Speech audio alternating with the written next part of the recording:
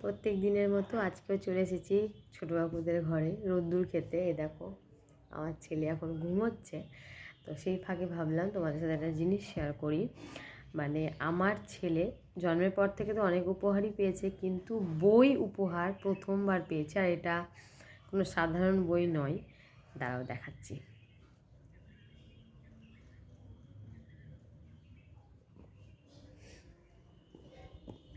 এই যে এই বইটা, ব্যাক ক্যামেরায় দেখাই। এই যে এই বইটা পেয়েছে আমার ছেলে উপহার হিসেবে। বেশ কয়েকদিন হয়ে গেল উপহার পাওয়া। এই বইটা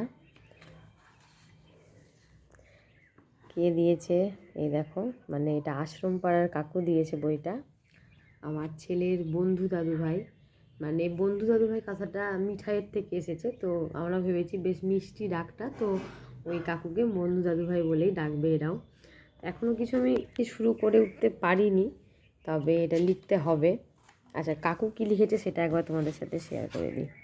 কি সুন্দর করে লিখে দিয়েছে।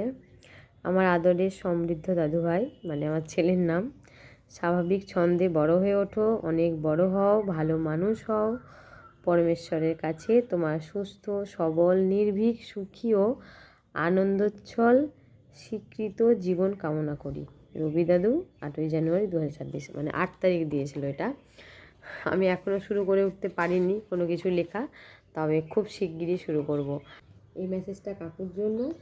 এই বইটা সযত্নে এখন আমার কাছেই রাখবো। তোমার দাদুভাই যখন বড় হবে, বুঝতে শিখবে, এই বইটার মূল্য বুঝতে শিখবে, তখন ওর হাতে আমি তুলে দেবো। আর থ্যাংক ইউ কাকু, এত সুন্দর একটা জিনিস উপহার দেওয়ার জন্য। এটা সত্যি ভীষণ ভীষণ ভীষণ ভীষণ পছন্দ হয়েছে, মানে আমার পছন্দ হয়েছে। ও যখন বড় হবে ওরও ভীষণ পছন্দ হবে।